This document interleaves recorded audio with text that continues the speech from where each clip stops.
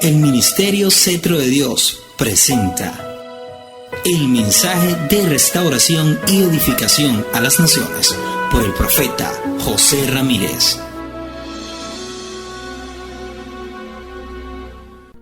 Yo quiero que leamos el libro de Daniel capítulo 12, versículos 4, 8, 9 y 10. Asimismo, Daniel capítulo 12, versículos 4, 8, 9 y 10. Dice: en el nombre del Padre, del Hijo y del Espíritu Santo, añadiendo Dios bendición, salud, honra, gloria, poder, paz, prosperidad, unción, alegría, sanidad, liberación y poder a su palabra. Dice: pero tú, Daniel, cierra las palabras y sella el libro hasta el tiempo del fin. Yo oí, mas no entendí. Y le dije: Señor mío, ¿cuál será el fin de estas cosas? Él respondió: anda, Daniel, pues estas palabras están cerradas y selladas hasta el tiempo del fin. Dice que los limpios serán emblanquecidos y purificados, y los impíos, dice la Biblia, que procederán impíamente, y ninguno de los impíos entenderán, pero los entendidos resplandecerán, dice la palabra de Dios. Pero los entendidos resplandecerán. Eso de resplandecer significa que van a tener conocimiento y revelación. Se van a mover en un alto nivel de sabiduría, en un alto nivel de revelación, porque la palabra de Dios dice que hay cosas que están ocultas para el mundo. El mundo no la puede recibir porque no tiene el Espíritu Santo, que es el que revela las cosas. Dice la Biblia que el Espíritu de Dios es la lámpara de Jehová. Por eso es muy importante que usted atienda esta palabra. Daniel era un profeta que él, gracias al apoyo, respaldo y la gracia que Dios le dio, él pudo sobrevivir a 4 reinados distintos en la deportación de Israel. A él le entregó Dios mucha gracia para con esos reyes y mucha sabiduría y revelación de los misterios de Dios. Él pudo descifrar la escritura en la pared en el último día del reino caldeo, que es el mismo reino babilónico, a cargo de Belsasar. Belsasar era nieto de Nabucodonosor. Eso aparece en Daniel capítulo 5 y el título del capítulo dice: la escritura en la pared. Fue tan contundente el ministerio profético de Daniel que el mismo Señor Jesucristo habló de él y anunció de paso una profecía que sería el cumplimiento de una revelación dada al profeta Daniel. Esa profecía corroborada y anunciada por Jesús está en Mateo capítulo 24, en el versículo 15, donde dice: por tanto, cuando veáis en el lugar santo la abominación desoladora de que habló el profeta Daniel, el que lee entienda. Esta profecía a cumplirse, anunciada por Jesús como avalando, autenticando y confirmando la veracidad y la legalidad espiritual, divina de esta profecía de Daniel, está en Daniel capítulo 9, versículo 27. Entonces el Señor Jesús anuncia unos eventos proféticos que han de cumplirse en el final de los tiempos y que son la confirmación de la revelación y las profecías mostradas, valga la redundancia, al profeta Daniel. Si se lee Mateo capítulo 24 con mucho cuidado, mucho respeto, con una óptica espiritual, veremos la precisión de la confirmación del cumplimiento de esa profecía de Daniel. Por eso quiero que vayamos a concentrarnos específicamente, escrituralmente, en el libro de Mateo capítulo 24. El capítulo 24 de Mateo es un mensaje que fue dado al mundo entero, es un mensaje universal. Allí el Señor Jesús, Él basó sus predicciones para mostrar el futuro de la humanidad. Incluso el mismo Daniel se preocupa por el futuro. Dice que él le pregunta, ¿cuándo serán estas cosas y el cumplimiento del fin? Nabucodonosor tuvo un sueño donde vio los reinos que iban a venir, hasta el último reino que será destruido por esa piedra cortada, no con mano, que herirá la estatua de Nabucodonosor en los pies. Los pies porque es donde descansa la estatua, donde descansa el peso del cuerpo. Dice que la golpeó allí, cayó toda la estatua que vio Nabucodonosor, cayó y dice que se desmenuzó y fue desmoronada y vino una brisa y voló hasta el polvo y de ello no hubo más memoria. Eso no es otra cosa sino el último reino que se levantará, que será el reino del anticristo y el Señor lo va a destruir. Pero ese no es el tema ahora, pero es para que usted sepa por qué Nabucodonosor tuvo este sueño. La misma Biblia lo dice. Dice la palabra de Dios que él se acostó preocupado por lo que habría de venir después de él. Y Dios pues le muestra esos reinos que se iban a levantar, esos imperios iban a caer. Los discípulos mismos le dijeron al Señor, Señor, muéstranos cuándo serán estas cosas. Es decir, por eso la gente busca brujos, adivinos, agoreros, gitanas y gente que le diga el futuro, porque la gente tiene un gran interés por los eventos por venir.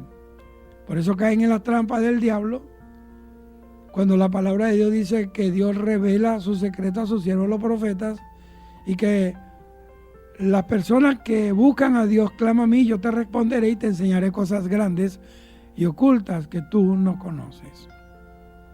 Entonces ahí en ese libro de Mateo, el Señor da esas predicciones y muestra el futuro de la humanidad.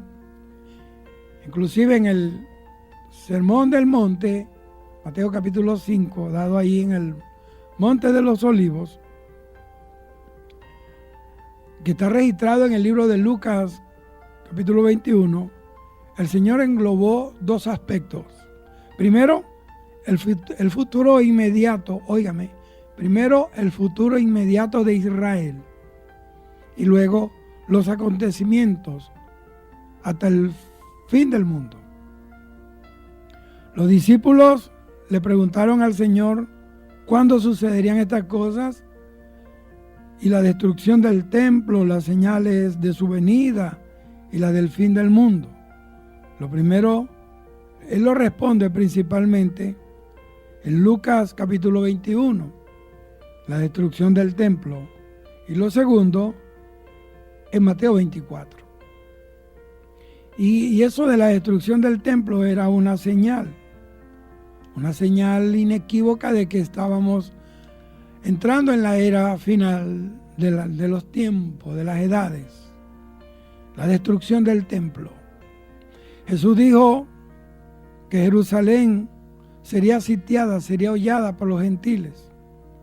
Y cuando advirtió a los judíos y a sus discípulos que cuando la vieran rodeada, sitiada, que escaparan a los montes, Dios, huid a los montes y que no regresen a buscar nada.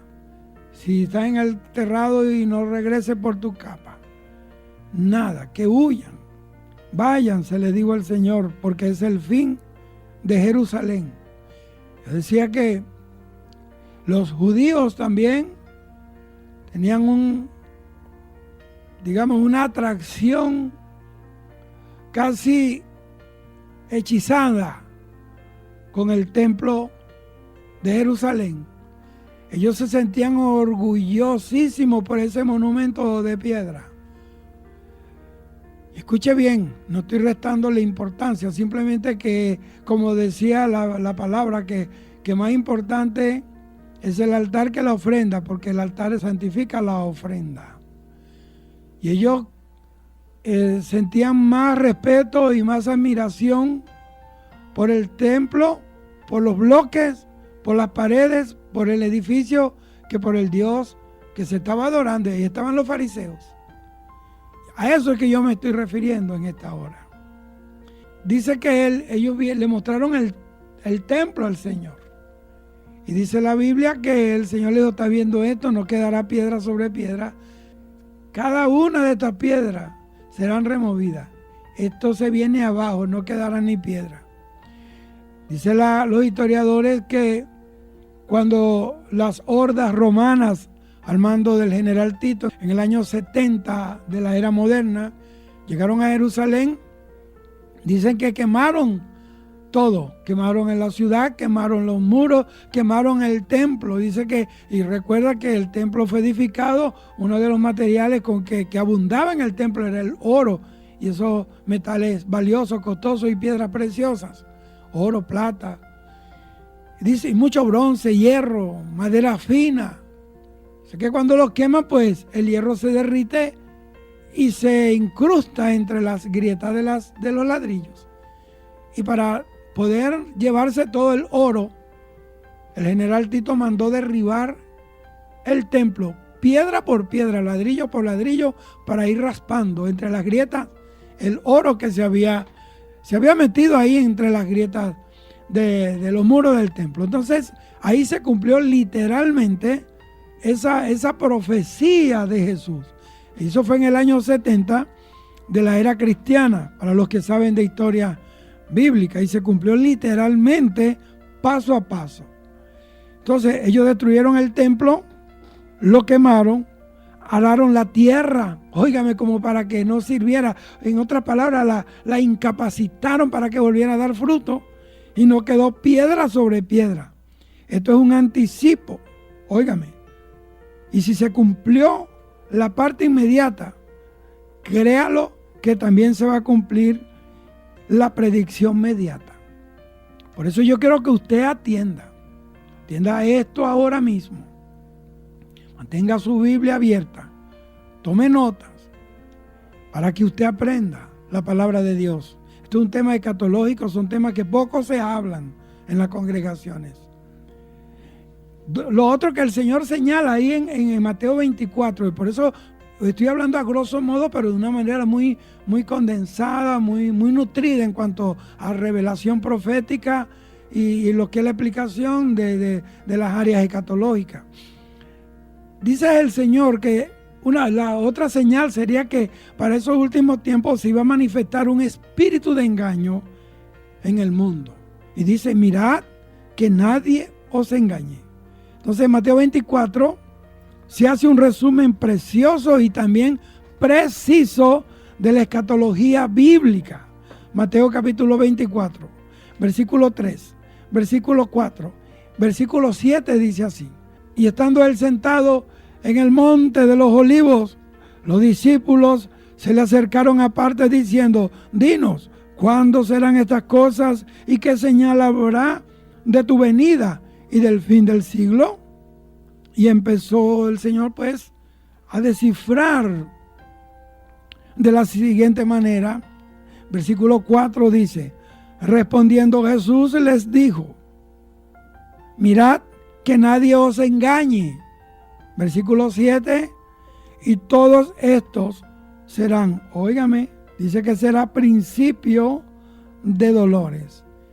Esto será solo el comienzo de un gran periodo de dolores y sufrimientos, de juicios que vendrán sobre la tierra a una humanidad que le ha dado la espalda al Señor. La ruta para la iglesia se describe muy bien en los versículos anteriores, y vamos a analizarlos para que se despejen algunas dudas, algunas incógnitas. La iglesia, óigame, vivirá hasta el versículo 7. En esta época, la iglesia o el pueblo del Señor tendrá una oleada de engañadores. El Señor anunció que exactamente para este tiempo la iglesia del Señor iba a ser invadida, iba a ser tratada, el demonio iba a tratar de infectar la iglesia, iba a tratar de infectar, malversar la palabra de Dios. Iba a haber un ataque de engañadores para desfigurar la historia y la realidad de Dios en la iglesia. Ahora, que surjan engañadores, pues, eso no es una señal específica del fin, porque siempre ha habido engañadores, siempre los ha habido. Pero la señal que especifica la Biblia es que cuando se acerca el fin de la era misma, estos estarán en una escala nunca antes vista. Se levantarán por todos lados. Por eso la Biblia, oiga bien, los creyentes tienen que abrir bien los ojos espirituales, porque estamos siendo atacados día y noche por espíritus engañadores que traen doctrina de demonios, que tratarán de arrastrar a la iglesia y a los creyentes al error. Eso ha existido. Satanás engañó a los ángeles y los hizo rebelar contra Dios. El mismo Jacob engañó a Isaac, su padre, para robarle la bendición a su hermano. Su misma mujer engañó a su padre para robarle los ídolos. Asimismo, el mismo Acán engañó a los que fueron a la guerra con él, allá en Josué capítulo 7, para sustraer, para meterle mano al anatema que estaba en el pueblo de Jericó. Y por esa causa murieron 36 varones de Israel. Porque el engaño trae muerte. Cuando hay engaño, hay muerte. Porque Satanás es el padre de la mentira y él es el perfecto ingenio del mal. Él es el aguijón de la muerte. Él es el aguijón de todo veneno para el alma. El creyente, dice el Señor, óigame, eso está anunciado por nada más y nada menos que por el Señor Jesucristo. Dice que el creyente será acechado por el error. El enemigo no trata de engañar a los que son suyos, porque ellos ya están engañados, porque si no estuvieran engañados no fueran de él. Él sabe que los tiene en su mano y que en cualquier momento los destruye y los hace pedazos y los arrastra al infierno. Él los tiene en la mano, los tiene seguro. Toda su herejía, óigame, toda su herejía está dirigida a los que han encontrado la verdad, a los que han salido del mundo y los que han salido del mismo error, porque el mundo es engañador, el mundo es el receptáculo de toda la obra del diablo, de toda la obra de engaño. Entonces, a pesar de todo, el Señor, de lo más profundo del mar de la confusión, Él va a sacar a su pueblo. Así como lo sacó de la oscuridad, lo sacará de la penumbra, de las tinieblas. La iglesia va a navegar en medio de falsos, en medio de mentirosos, falsos maestros, falsos apóstoles, falsos profetas. Va a navegar porque va a seguir andando allí. Y no se asuste, porque eso no es para usted. Usted va a encontrar falsos a derecha y a izquierda, hasta cantando himnos, hasta trepado en los altares, hasta dirigiendo concilios, hasta dirigiendo federaciones cristianas. Usted va a conseguir falsos en todos lados, hasta se van a sentar a su lado, le van a decir sueños falsos, le van a hablar falsa profecía. Hay gente que llegan a una iglesia, ya están preparados, están alineados para soltar una profecía, para engañar a la gente, para mantener a alguien allí atado y creyendo que es Dios. Mira, cuando es Dios, Dios habla y el Espíritu da testimonio. Incluso la Biblia dice que cualquiera que consiga este camino, por torpe que sea, no se extraviará. Eso lo dice el profeta Isaías. Usted debe creer solamente en Cristo, hermano. Crea solamente en Él. Porque dice, mirad, y quiere decir abrir bien los ojos. Óigame, que nadie os engañe, porque vendrán muchos en el nombre de Cristo, en el nombre de la verdad, y a muchos engañarán. El diablo va a llegar disfrazado como un ángel de luz, porque esa es su principal estrategia, y mire cómo le ha rendido fruto y cómo le ha resultado. Dice la Biblia en el libro de Job que el año que subían los hijos de Dios a Jehová, es aquí que venía Satanás en medio de ellos. Se disfrazó, los hijos de Dios eran ángeles que iban a darle reporte al Señor, inspeccionando las cosas, y entonces iban a darle cuenta a Dios, y eran ángeles. Yo quiero decirle, la palabra ángel significa mensajero, y todos los mensajeros de Dios, todos los ángeles de Dios, le van a dar cuenta a Dios. El que está en la iglesia, el que está en el concilio, el que está en el coro, el que está al frente de algún ministerio, le van a dar cuenta a Dios. Los gobernantes de las naciones le van a dar cuenta a Dios. Todo el mundo le va a dar cuenta a Dios algún día. Y si los ángeles dan cuenta a Dios, mire aquí, de dar cuenta a Dios, nadie se escapa. Todos van a dar cuenta a Dios por lo que hacen, por lo que dicen, por lo que hicieron con su vida, con su cuerpo, con sus finanzas, con las bendiciones que Dios puso en sus manos, con los días de vida que le dio. Dios va a pedir cuenta a todo el mundo, va a pedir cuenta a los pastores, va a pedir cuenta a los profetas, va a pedir cuenta a los cristianos, a la iglesia evangélica, le va a pedir cuenta al ateo, le va a pedir cuenta al rebelde, le va a pedir cuenta al gobernante, a los gobernadores, le va a pedir cuenta a todo el mundo. Todos han de comparecer para dar cuenta a Dios por todo lo que han hecho, han dicho y han tenido. Bueno, fue tan tremendo el disfraz. Satanás es un maestro del disfraz, que se coló entre los ángeles, y los ángeles no se dieron cuenta que era el mismo diablo que estaba ahí. Imagínense, ángeles, estoy hablando de seres espirituales, seres que tienen una comunión diaria, o sea, una comunicación eterna con Dios. Son personas fuera de todo contexto humano y material, y fueron engañados. Imagínese usted cómo nos va a engañar el diablo, la gente que vive en este sistema corrompido, devaluado espiritualmente.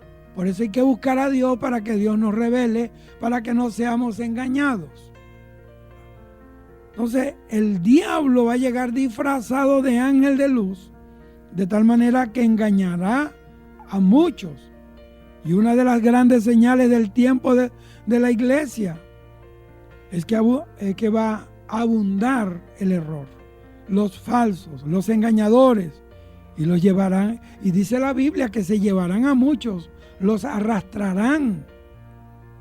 Primero, ellos van a hallar a los de su clase, o sea, a los apóstatas, a los que no son nada, a los profesantes, y luego se llevarán en su oleaje, en su marejada de error, a los inconstantes, a los débiles cristianos, a los que no buscan la relación con Dios, a los que no buscan acercarse a Dios con temor, con temblor. ¿Por qué? Porque un cristiano flaco, un cristiano raquítico y débil, no alimentado y catarriento espiritual, se lo va a llevar y va a sufrir alones tremendos. Hay gente que está, ¿será o no será? El Señor lo regresará. Escuche bien, escuche lo que yo le estoy diciendo. Imagínense cómo el peligro de esto, de esta gente, de estos creyentes, es que se irán con los vientos de doctrina.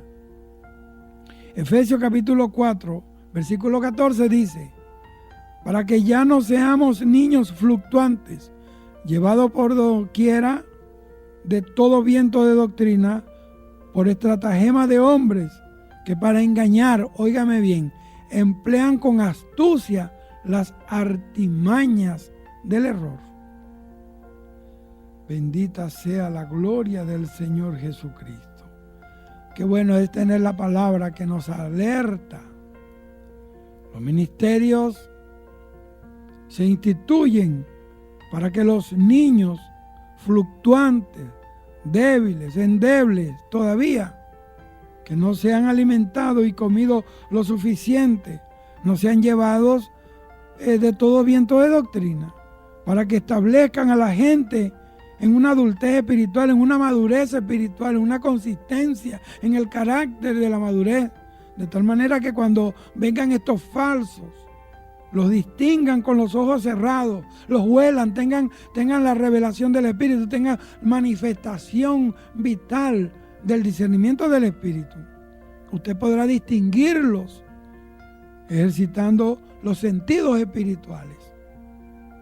Bendito sea el Señor. Dice que será solo principio de dolores.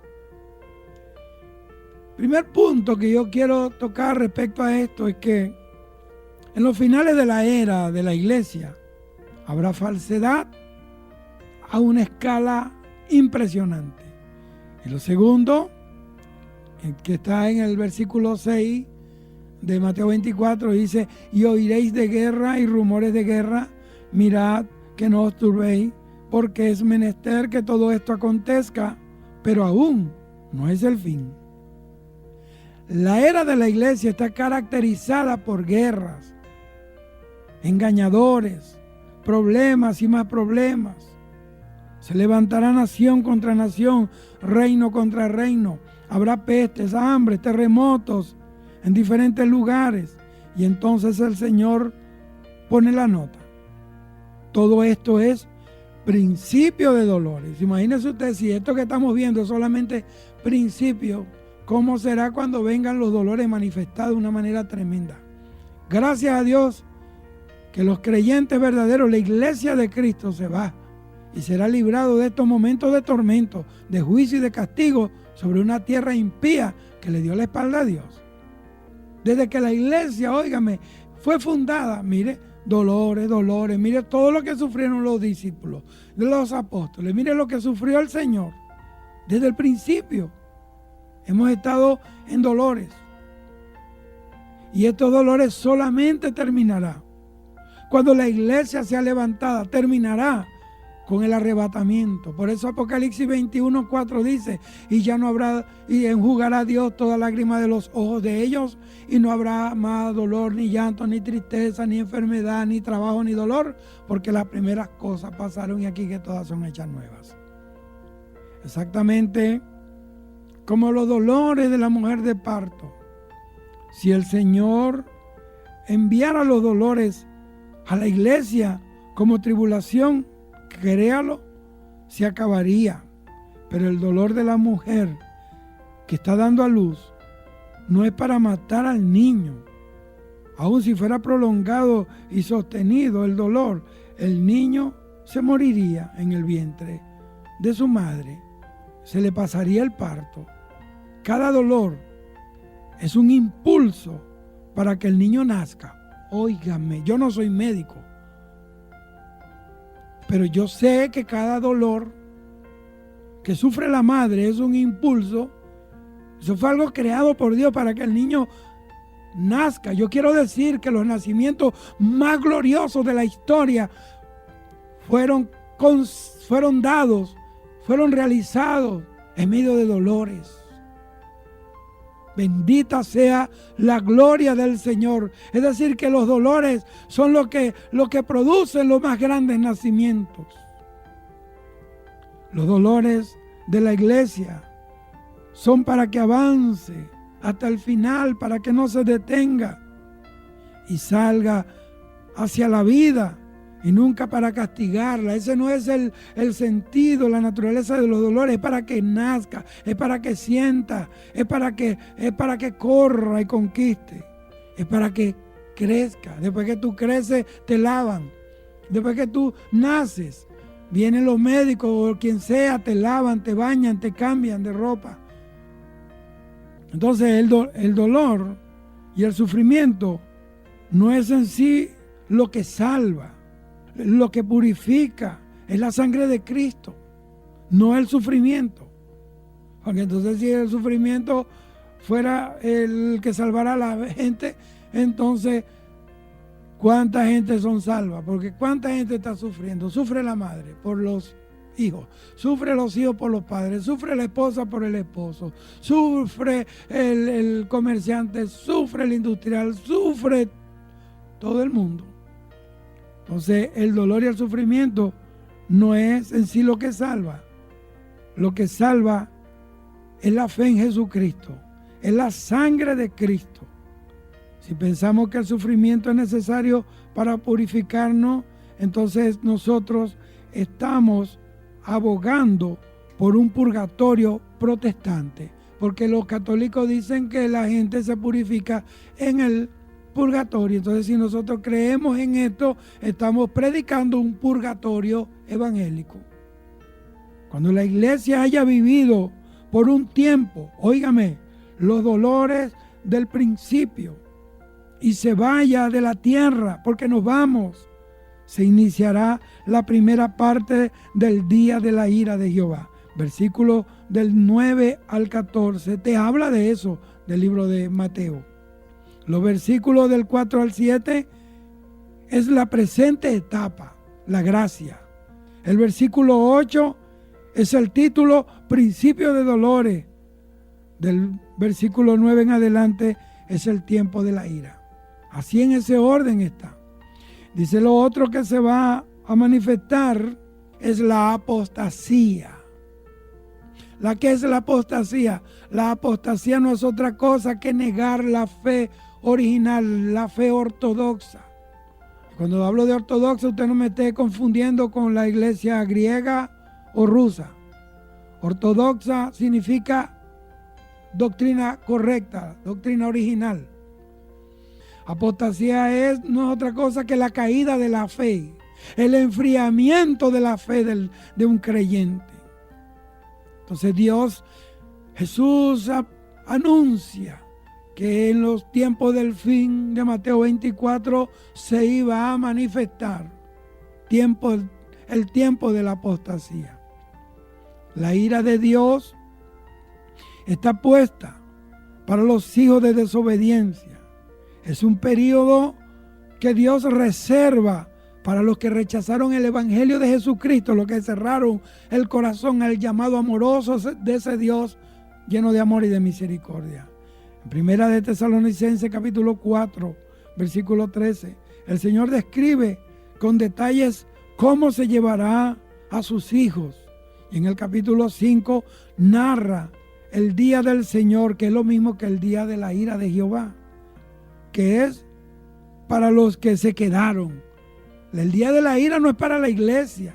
El día de la ira es para los rebeldes que se quedaron, los apóstatas, y también para aquellos incrédulos que nunca, valga la redundancia, creyeron en el mensaje del evangelio del Señor Jesucristo. Continuando dice en Primera de Tesalonicenses capítulo 5, versículo 3, y cuando digan paz y seguridad vendrá sobre ellos, vendrá muerte.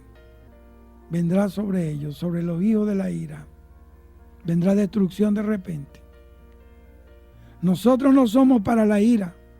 Versículos 8 y 9 dice, mas nosotros que somos del día, estemos sobrios, vestidos de cota de fe y caridad, y de esperanza de salud por yelmo.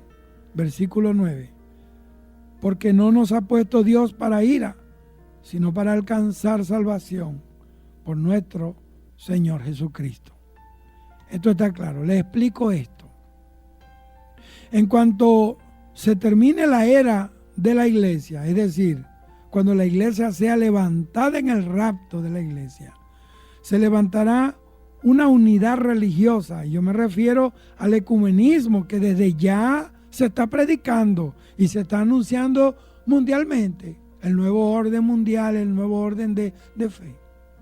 Y habrá y va a haber un antisemitismo mundial.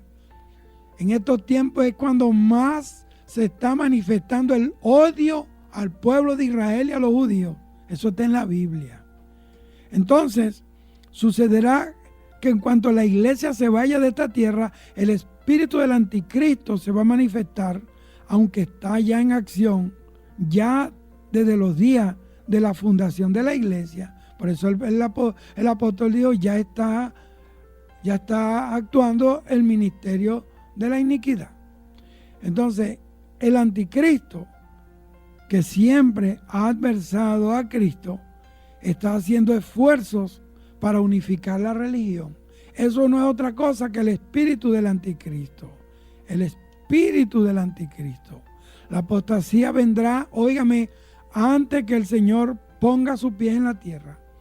El lema de ellos es: juntémonos todos, los cristianos, no importa de qué manera crean, que sean nominales, que tomen o que fumen, o que tengan 4 mujeres, no importa, somos de la misma fe.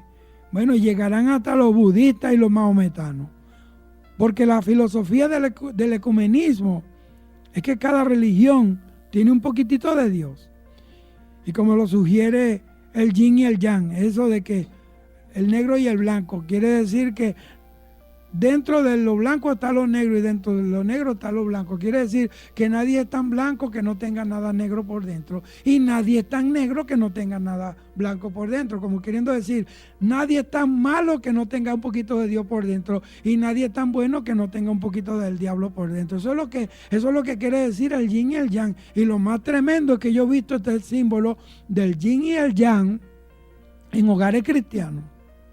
Entonces ellos dicen, y si cada religión, cada uno tiene un poquitito de Dios, bueno, si lo juntamos a todos, como cada una tiene un poquitito de Dios, cada una, entonces vamos a tener la religión perfecta. Qué tremenda mentira del diablo. Qué mentira del diablo. No hay comunión entre la luz y la tiniebla. No hay comunión entre Cristo y Belial, Dios y los demonios, Cristo y los ídolos. No hay comunión. Esa es una mentira del diablo, y que el Señor lo reprenda con poder. Y el que no tiene una verdadera convicción de fe va a ceder, porque lo halagarán, le darán comodidades. Ya lo estamos viendo. La verdadera iglesia se mantendrá fuera de este movimiento apóstata, ecuménico, los falsos que hay dentro de la congregación o de las congregaciones se van a unir a ellos. Entonces, estos serán vomitados, serán echados fuera, como dice la Biblia. El ecumenismo no es otra cosa que la manifestación del enfriamiento, del entibiamiento de la verdadera iglesia. Apocalipsis capítulo 3, versículo 16, 17 dice así: pero por cuanto eres tibio y no frío ni caliente, te vomitaré de mi boca. Mire lo que dice el 17. Porque tú dices, yo soy rico y me he enriquecido y de ninguna cosa tengo necesidad, y no sabes que tú eres. Mira lo que dice Jesús: tú eres un desventurado, un miserable, un pobre, un ciego, un desnudo, un arrastrado. Lo que le quiso decir el Señor. Entonces, la única evidencia, la única manifestación de una iglesia rica es la que dice aquí en Apocalipsis 3. Y a esa iglesia rica, mire la insulta que le pega el maestro. Dice, tú eres un miserable, un pobre. Tú dices que eres rico, tú eres un pobre, eres un ciego.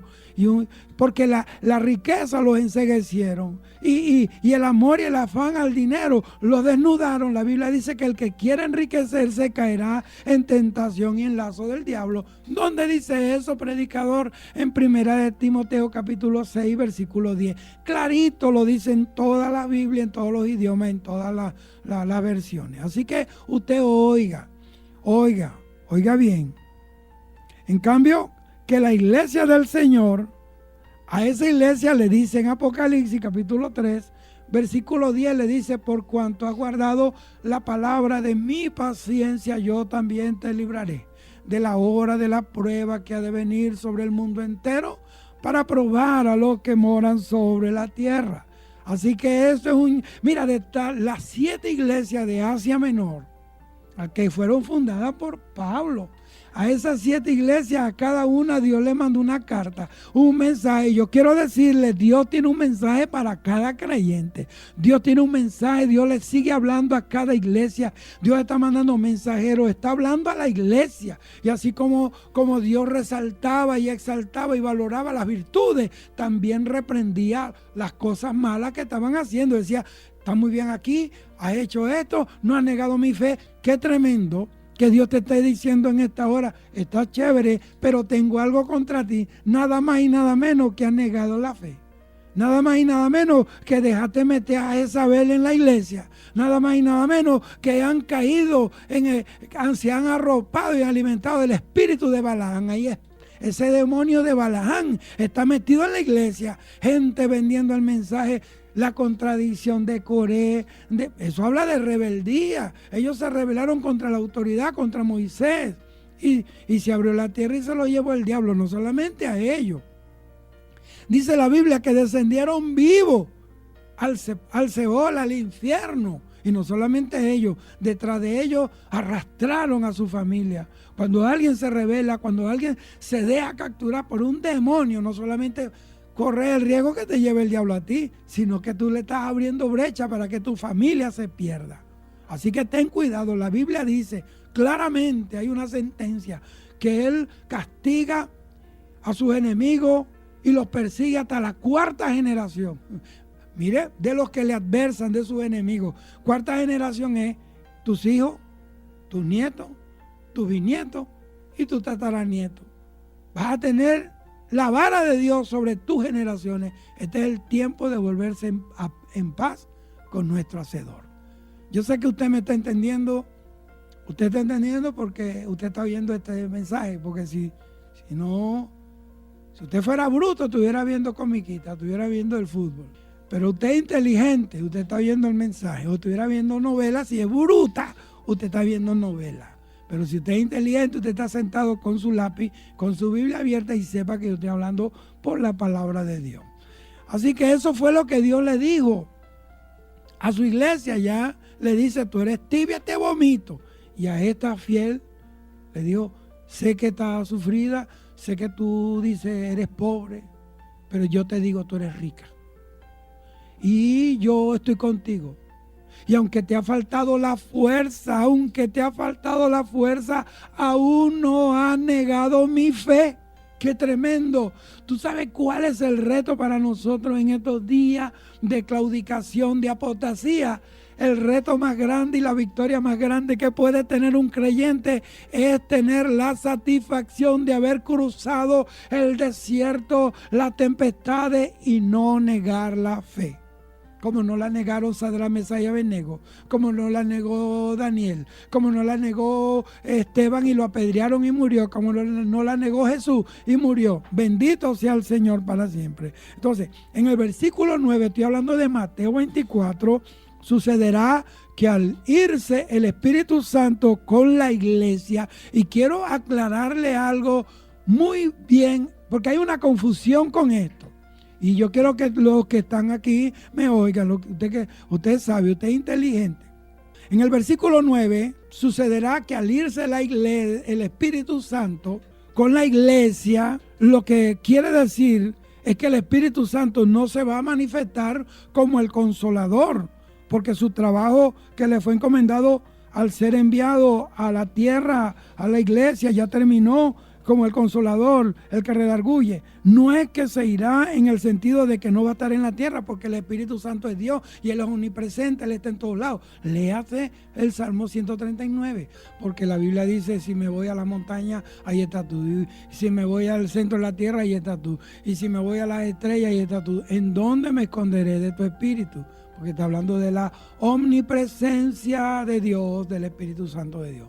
Dice la Biblia en Apocalipsis que son los 7 espíritus de Dios enviados por la tierra, por toda la tierra. No es que hay 7 espíritus. Habla de la plenitud de la presencia del Espíritu de Dios que arropa toda la tierra. No hay un centímetro de la tierra que no esté controlado por el Espíritu Santo de Dios. Entonces, cuando el Espíritu de Dios, al irse de la tierra con la iglesia, simultáneamente se va a desarrollar el espíritu del anticristo. Ahora mismo el anticristo está frenado por el Espíritu Santo, pero cuando la iglesia verdadera se vaya, se empezará a vivir el tiempo de la 70ª semana de Daniel, es decir, la tribulación, la semana 70 del calendario profético del tiempo del fin. Y juntamente hay algo que dice el Señor que se va a manifestar. Es el falso profeta. Antes que el anticristo tome presencia a nivel mundial, se va a levantar otro personaje paralelo y tendrá en sí mismo el espíritu creciente del anticristo y se llamará el falso profeta. Gloria al Señor. La primera bestia sube del mar, la segunda sube de la tierra. Ahora, ¿por qué es falso profeta? ¿Por qué la Biblia lo llama falso profeta? Pues sencillo, mijo, porque sus profecías no son inspiradas por el Espíritu de Dios, que es el Espíritu de verdad, sino que por el mismo espíritu de Satanás. Por eso es que es falso. ¿Cuándo es un falso profeta? Cuando está profetizando en su carne, cuando está inspirado por otro espíritu que no es el Espíritu de Dios. Por eso la Biblia nos manda a probar los espíritus si son o no son de Dios. Y que el falso profeta será el que unirá todas las religiones. O sea, te lo voy a poner así. El anticristo va a presentarse en la tierra como, y va a engañar a los judíos, a Israel, como el Mesías, como si fuera Jesús. Jesús, antes de venir a la tierra, hubo alguien que le arregló el camino al Mesías y se llamaba Juan el Bautista. Es decir, que mire, Satanás es un imitador de Dios. Y dice que antes que el anticristo se manifieste, se va a manifestar el falso profeta que va a actuar como un Juan Bautista satánico, como uno que va a preparar el camino para que venga el anticristo. Bendito sea el Señor. Entonces él va a tener esa capacidad satánica para unir todas las religiones, hará señales, hará prodigios, hará milagros, maravillas, imitará al Espíritu Santo. El que tenga oído para oír, oiga. Óigame, el que tenga oído para oír, oiga.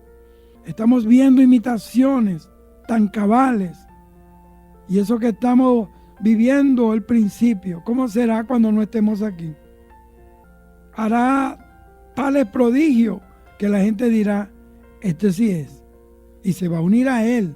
Son la gente que siguen señales.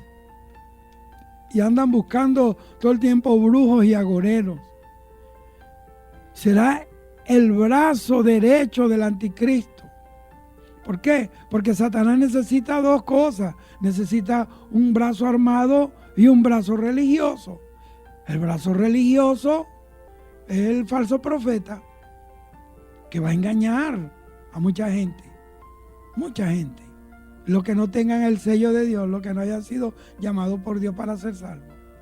Y tiene un brazo fuerte, un brazo armado. Bendito sea el Señor. El anticristo y sus reyes que le acompañarán en esa campaña de Armagedón. Es el brazo armado. Así que usted debe tener cuidado. Y vuelvo y repito, el que tenga oído para oír, oiga. Oiga, hará señales y prodigios que la gente va a decir, este sí es. Y será el brazo derecho del anticristo que ya se está levantando en Europa. Uno de los líderes para aquel tiempo era el Estado Económico Europeo. Ahora se conoce como Unión Europea, pero en principio se conocía como Estado Económico Europeo. Dijo, estamos esperando a alguien que arregle el mundo. Venga de Dios o venga del diablo. Y le va a venir. Y lo van a recibir.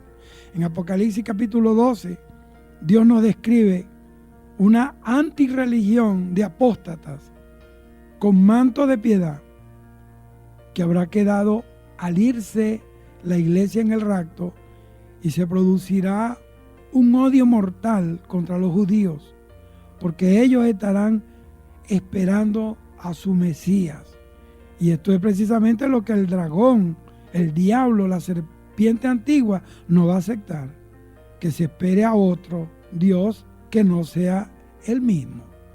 Entonces, el diablo le va a levantar un falso Mesías y se los va a presentar y ellos le van a creer. Cristo les anticipó eso mismo a los judíos. En Juan capítulo 5, versículo 43 dice: yo he venido en nombre de mi Padre y no me recibís. Si otro viniere en su propio nombre, ¿a qué recibiréis? Y en Lucas 13:35 dice: porque os digo que desde ahora no me veréis hasta que llegue el tiempo en que digáis: bendito el que viene en el nombre del Señor. Del versículo 9 al versículo 14 dice: entonces os entregarán a tribulación y os matarán y seréis aborrecidos de todas las gentes por causa de mi nombre. Versículo 10, mire lo que dice: muchos tropezarán entonces y se entregarán unos a otros y unos a otros se aborrecerán. 11, versículo 11 dice: y muchos falsos profetas se levantarán y engañarán a muchos. Y por haberse multiplicado la maldad, el amor de muchos se enfriará. Mas el que persevere hasta el fin, este será salvo. Y será predicado este evangelio del reino en el mundo entero para testimonio a todas las naciones. Y entonces vendrá el fin. Se levantarán entonces ese binomio, ese dúo dinámico satánico, el anticristo y el falso profeta. Míreme este par. Lo que en Apocalipsis se llama la mujer, la del vestido escarlata, que se monta sobre el dragón, sobre la bestia. Es la religión dominando la política. El mundo primero será religioso que político y luego será más político que religioso. ¿Por qué? Porque el diablo engañará al mundo con una religión, pero después la va a destruir. Y dice que acabará con todo lo que se llame Dios o es objeto de culto. Porque el diablo quiere que lo adoren a él. Entonces, cuando venga la persecución para los que se quedaron, y yo les recomiendo que no se quede, pero si usted se va a quedar, se la voy a explicar lo que le va a pasar para que no se deje marcar por el sello del diablo. Los que no se dejen marcar del anticristo, mire lo que va a pasar, porque los van a matar. Allí se cumplirá Mateo 24:13, que dice: el que persevere hasta el fin, este será salvo. Entonces, veamos desde ya lo que sucederá luego que la iglesia del Señor sea raptada de la tierra y entre al cielo, y el anticristo se manifieste, dando inicio al periodo de la gran tribulación. Yo le quiero decir lo siguiente: yo, José Ramírez, yo llamo a ese periodo de 7 años, que es la semana 70 de Daniel, la Septuaginta, la he clasificado, la he dividido en dos: la tribulación y la gran tribulación. Para mí, la tribulación son los primeros 3 años y medio, que va a venir una aparente paz, pero después de la segunda parte, la segunda mitad de la semana 70, los últimos 3 años y medio, lo llamo la gran tribulación, porque ahí es donde el diablo se quita la máscara, el anticristo, y viene el desastre. Dice que el Señor detendrá, va a paralizar a los 4 vientos y marca 144,000 del pueblo de Israel. Mire lo que va a suceder después que se levante. Dice que los vientos se detendrán. A 4 ángeles que tienen poder sobre los 4 vientos sobre la tierra detendrán, y los vientos serán atados para que no sople sobre la tierra. Imagínese usted cómo será este desastre. Apocalipsis capítulo 7 versículo 1 dice así: después de esto vi a 4 ángeles en pie sobre los 4 ángulos de la tierra, es decir, norte, sur, este y oeste, que detienen los 4 vientos de la tierra para que no soplase viento alguno sobre la tierra, ni sobre el mar, ni sobre ningún árbol. Oiga bien, estos 144,000 judíos predicarán el evangelio del reino a todo el mundo durante todo el periodo de la gran tribulación. Mateo capítulo 24, versículo 14, mire lo que dice: Y será predicado este evangelio del reino en todo el mundo para testimonio a todas las naciones, y entonces vendrá el fin. Y será predicado este evangelio del reino a todo el mundo. Estos 144,000 serán los pregoneros del evangelio del reino. El anticristo estará marcando a toda su gente. El poder político se dejará subyugar por el poder religioso. Los 144,000 judíos predicarán el mensaje, y en ese periodo de los 3 años y medio de la primera de la ira, el anticristo se estará levantando hipócritamente con pactos, con convenios, haciéndose pasar por el Mesías. Dice que hablará, que vendrá como cordero, pero hablará como dragón.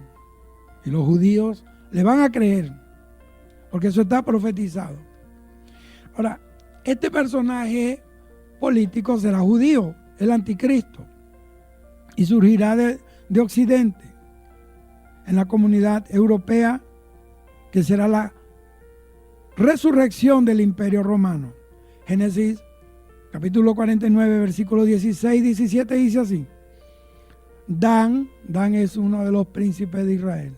Dan juzgará a su pueblo como una de las tribus de Israel. Óigame, será Dan serpiente junto al camino, víbora junto a la senda, que muerde los talones del caballo y hace caer hacia atrás al jinete. Esto quiere decir que esto va a ser una confederación de naciones sin perder su propia nacionalidad de origen. Esto está pasando en la Unión Europea. Es la Unión Europea, pero el español es español, el griego es griego, el alemán es alemán. Ellos le van a ceder el poder al anticristo. En este periodo de tiempo, la primera mitad de la semana 70, los primeros 3 años y medio, me refiero, de la gran tribulación, el anticristo va a concertar un pacto con Israel, que ya lo habrá aceptado como su Mesías esperado, y van a hacer pacto con él. ¿Dónde lo dice? ¿Me lo puede probar? Claro que se lo pruebo. Isaías 28:15 dice: por cuanto habéis dicho, pacto tenemos hecho con la muerte, e hicimos convenio con el Seol, cuando pase el turbión, el azote no llegará a nosotros, porque hemos puesto nuestro refugio en la mentira y en la falsedad nos esconderemos. ¡Qué barbaridad!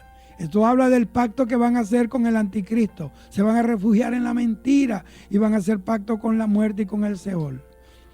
Daniel capítulo 9, versículo 27 dice: por otra semana más confirmará el pacto con muchos, hablando del anticristo.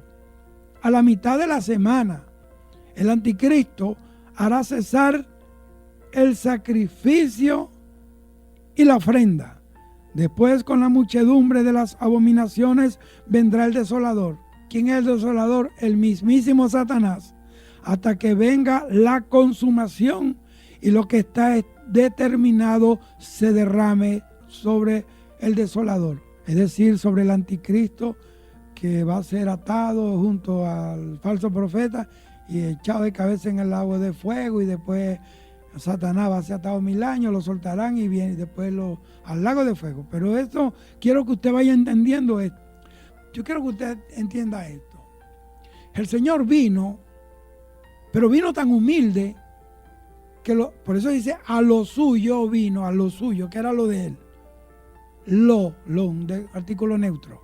Lo que era lo suyo era el Calvario. Por eso cuando está en Getsemaní, Señor, aquí está esta copa amarga, no me la quiero tomar, pero él recordó que a eso fue que él vino. Él vino a la tierra, fue a morir en la cruz. Eso era lo suyo, el Calvario. Y los suyos, ese es un posesivo, y los suyos, el pueblo de Israel no le recibieron. Va a comenzar en la semana 70, después que la iglesia se vaya, comienza la semana 70. Empezando, Israel va a hacer un pacto, y dice la Biblia, y muchas naciones. Pero cuando se haya cumplido la mitad de estos últimos 7 años, La misma persona que negoció el tratado de paz, o sea, el anticristo, va a romper la paz y va a atacar a Israel. En otras palabras, ese periodo de 3 años y medio comenzará con un pacto de paz y terminará con la ruptura de ese pacto de paz. ¿Por qué? Porque el pueblo de Israel se va a dar cuenta que ese no es el verdadero Mesías, porque es un abominable. Y ya vamos a llegar al tema. Entonces, estos primeros 3 años y medio de la gran tribulación es un punto clave para que se cumplan los acontecimientos y los eventos proféticos. El diablo mismo hará su penúltimo esfuerzo al comenzar la primera mitad de los últimos 7 años de la gran tribulación. Sucederán varios eventos, tanto en la tierra como en el cielo. ¿Qué va a pasar en la tierra? El anticristo va a invadir Jerusalén y Satanás, paralelo, es echado del cielo porque la iglesia a quien él acusaba ya no está en la tierra, se fue en el rapto. Y dice Apocalipsis 13:6, y abrió su boca en blasfemia contra Dios y contra los que moran en el cielo. Ahora pregunto yo, ¿quiénes son los que moran en el cielo? Es la iglesia que fue sacada de la tierra y ahora está en el cielo. 7 años de boda del Cordero en el cielo, en la casa de su Padre, la morada eterna del Padre. Y ya el diablo pues no tiene a quien acusar delante de Dios. Apocalipsis capítulo 12, versículos 7 al 10 dice, después hubo una gran batalla en el cielo. Miguel y sus ángeles luchaban contra el dragón y luchaban el dragón y sus ángeles, pero no prevalecieron y se halló ya lugar para ellos en el cielo. Y fue lanzado el gran dragón, la serpiente antigua que se llama Diablo y Satanás, el cual engaña al mundo entero. Fue arrojado a la tierra y sus ángeles fueron arrojados con él. Entonces oí una gran voz en el cielo que decía, ahora ha venido la salvación, el poder y el reino de nuestro Dios y la autoridad de su Cristo, porque ha sido lanzado fuera el acusador de nuestros hermanos, el que los acusaba delante de nuestro Dios día y noche. Entonces él lanza blasfemia contra los que moran en el cielo, porque como queriendo decir, se me escaparon, ya no tienen a qué acusar y ya su trabajo de fiscal acusador terminó y por eso lo arrojan a la tierra. Luego de esto, el anticristo es herido y es asesinado en un atentado y milagrosamente va a resucitar, pero ya no como un hombre ordinario, como un hombre común, sino que su cuerpo será poseído por Satanás mismo. Apocalipsis capítulo 13, versículos 3, 4 y 12 dice así, vi una de sus cabezas como herida de muerte, pero su herida mortal fue sanada y se maravilló toda la tierra en pos de la bestia. Y adoraron al dragón que había dado autoridad a la bestia y adoraron a la bestia diciendo, ¿quién como la bestia y quién podrá luchar contra ella? Versículo 12 dice, y ejerce autoridad de la primera bestia en presencia de ella y hace que la tierra y los moradores de ella adoren a la primera bestia cuya herida mortal fue sanada. Vea, Satanás va a preparar que al anticristo lo van a herir de muerte. Él va a morir y yo me imagino que lo van a televisar 3 días y 3 noches ahí, CNN, todos los satélites del mundo televisando en vivo y en directo todo color y la gente llorando por ese Salvador que trajo paz, trajo prosperidad. De repente a los 3 días se va a levantar así una imitación de la resurrección de Jesucristo y la gente le va a caer la mandíbula al piso y van a creer que es así. Y dice, ¿y quién como la bestia? Ni la muerte pudo con ella. Y ahí viene la cosa. Así que sígame, ya estamos terminando el tema, pero yo quiero que usted vaya conmigo. Lo tercero que sucede será que Satanás, encarnado en el cuerpo del anticristo, peleará contra los 2 testigos y los va a asesinar. Uno dice que esos 2 testigos es Moisés, que es Elías, que es Noé, que a mí no me interesa quién sea. Yo no voy a estar aquí. Yo no estoy esperando ni al anticristo, ni a Moisés, ni a Elías. Yo estoy esperando a Cristo. Esto es para el que se quede aquí, va a saber quién fue.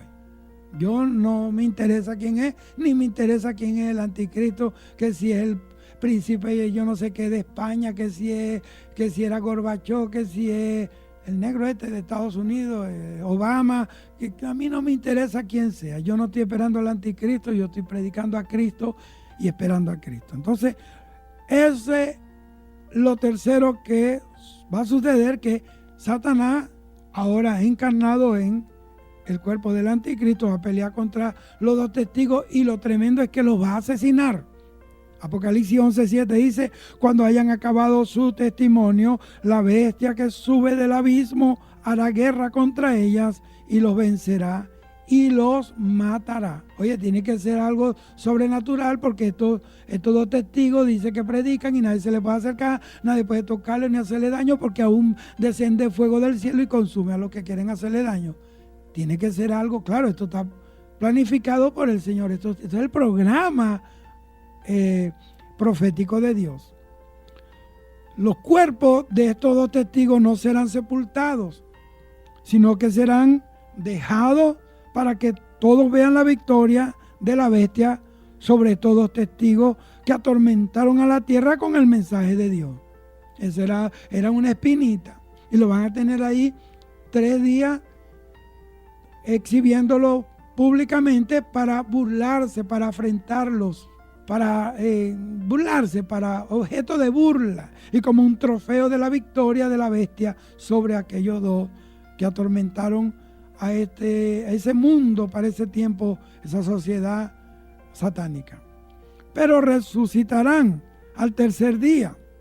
Bueno, también los van a ver resucitar porque los van a televisar, y resulta que a los 3 días se levantarán estos dos, porque se oirá una voz del cielo que diga: subid acá, y se levantarán estos dos, haciendo que muchos se vuelvan al Dios Todopoderoso, y los que los vean resucitar de los muertos oirán la voz de Dios desde el cielo ordenándoles resucitar.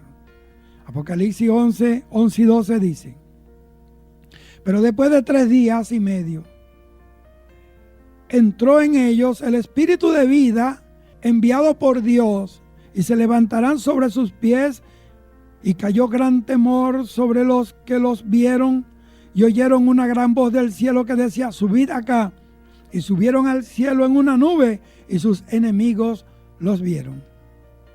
Qué tremendo. A la iglesia no la va a ver el enemigo cuando se levante, pero a estos dos sí.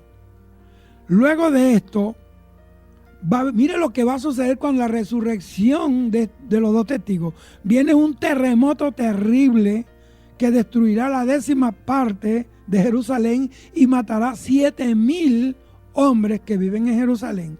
Apocalipsis 11:13 dice: en aquella hora hubo un gran terremoto, y la 10ª parte de la ciudad se derrumbó, y por el terremoto murieron en número de 7,000 hombres, y los demás se aterrorizaron y dieron gloria al Dios del cielo. Esto, mira, al diablo le va a salir el tiro por la culata, porque exhibiendo el cuerpo de los dos testigos, con la resurrección de los testigos, la gente van a dar gracias a Dios y gloria a Dios, y se van a convertir a Dios más que cuando caían los juicios severos, que si el sol calentando 7 veces más, que la luna con sangre, que la langosta, que todo eso. La resurrección de estos dos testigos va a hacer que aquel pueblo le dé la gloria al Señor. Entonces, la resurrección de los dos testigos hará que muchos hombres que habían sido cegados por el anticristo y engañados por ese falso profeta satánico, que no hayan sido sellados en sus manos ni en su frente con el sello de la bestia, dice, ellos alzaron su mirada y reconocieron a Dios, a ese Dios verdadero que mora en las alturas, y le van a glorificar. Estas conversiones de almas será una estocada dolorosa en el corazón de la bestia, del diablo y del falso profeta. Dice que resucitarán y le darán gloria a Dios. Es decir, que Satanás lo va a exhibir para que se burlen de aquellos hombres de Dios, pero resulta que resucitarán, y eso va a traer alabanza, gloria y conversión de muchas almas. Y eso le va a ser una estocada mortal para el corazón negro de Satanás. Apocalipsis 11:3 dice: en aquella hora, al resucitar pues los dos testigos, hubo un gran terremoto y la 10ª parte de la ciudad se derrumbó. Y por el terremoto murieron en número 7,000 hombres. Y mire lo que pasa. Y los demás se atemorizaron y dieron gloria al Dios del cielo. Es decir, que Dios, con la muerte y la resurrección de estos hombres, va a traer la adoración y la alabanza y va a volver a Él el corazón de muchos hombres y mujeres que estén viviendo para aquellos días y verán el gobierno de Satanás sobre la tierra. Hasta este momento se cumplió el segundo ay. Y la escena mundial se prepara para recibir el tercer ay. Acto seguido, el anticristo entra con apariencia de cordero al templo de Dios, aunque, como le dije, hablará como dragón, es decir, que predicará los deseos de su padre, Satanás, el diablo, la serpiente antigua, el dragón. Y una vez adentro, se va a autoproclamar Dios, se autonombrará Dios y se hará adorar como a Dios.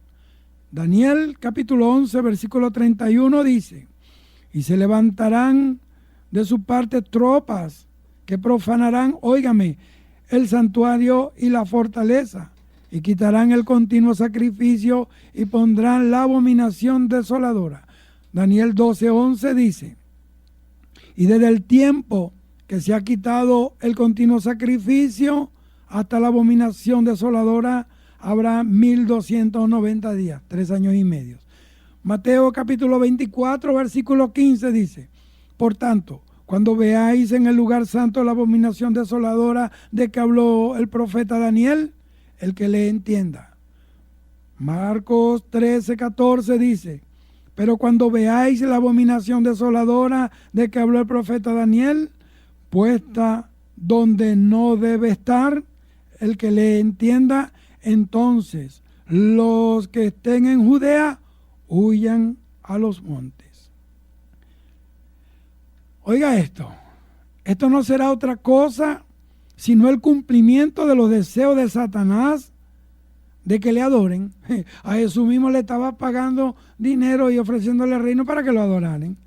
Esa fue la última de las 3 tentaciones a Jesús. ¿Usted entendió esto?